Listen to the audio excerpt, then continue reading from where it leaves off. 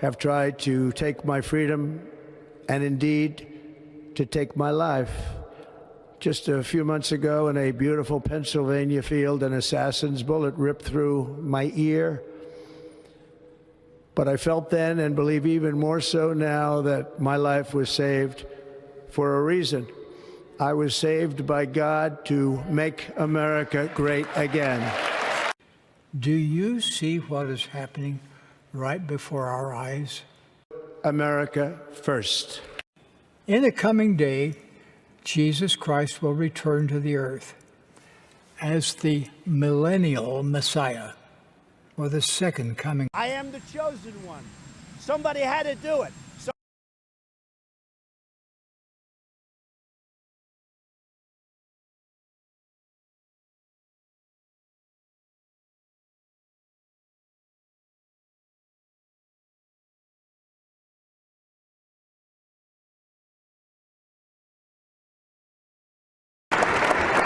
Ladies and gentlemen, please welcome Chief Justice Roberts to administer the presidential oath of office.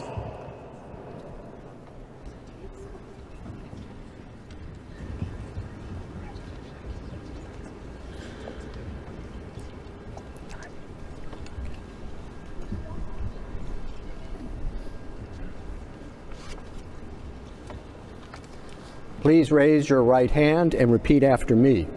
I, Donald John Trump, do solemnly swear.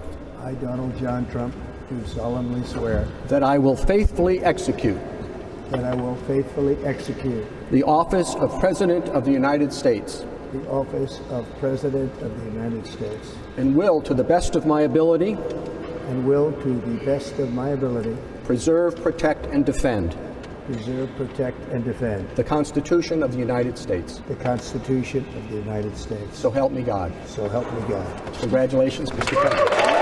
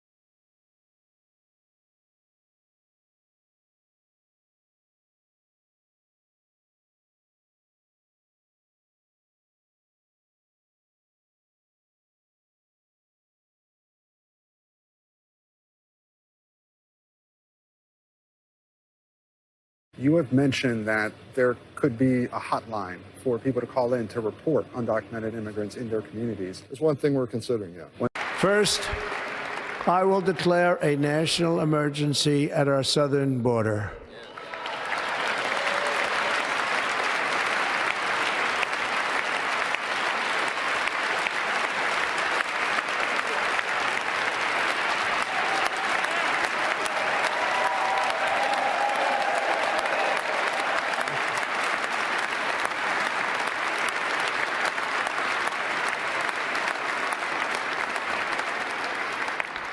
All illegal entry will immediately be halted, and we will begin the process of returning millions and millions of criminal aliens back to the places from which they came.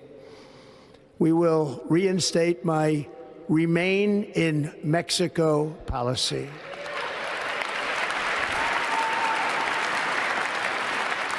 I will end the practice of catch and release. And I will send troops to the southern border to repel the disastrous invasion of our country.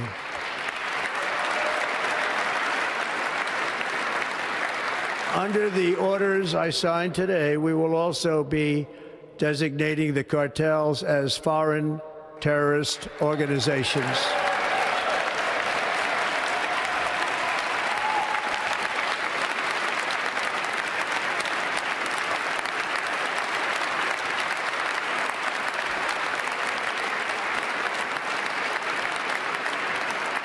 And by invoking the Alien Enemies Act of 1798, I will direct our government to use the full and immense power of federal and state law enforcement to eliminate the presence of all foreign gangs and criminal networks, bringing devastating crime to U.S. soil, including our cities and inner cities.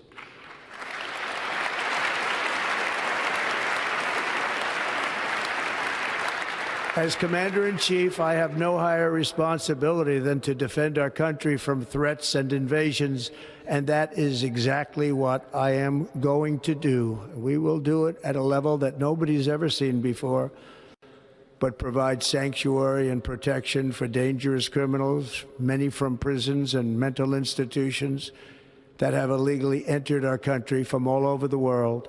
Governor Cox also cites a memo that Bernanke's office issued a memo calling Utah a sanctuary state. Should we expect workplace raids? Yes. I wouldn't call it a raid. They're based on investigation. But why do I say that? Number one reason, where do we find most victims of forced labor? Worksite operations. The Biden administration said they're concerned about trafficking, to include forced labor trafficking, but they stopped worksite enforcement operations. 3.5 decades, that's where we find a lot of victims of forced trafficking. You can count on worksite enforcement coming back. You have mentioned that there could be a hotline for people to call in to report undocumented immigrants in their communities. It's one thing we're considering, yeah.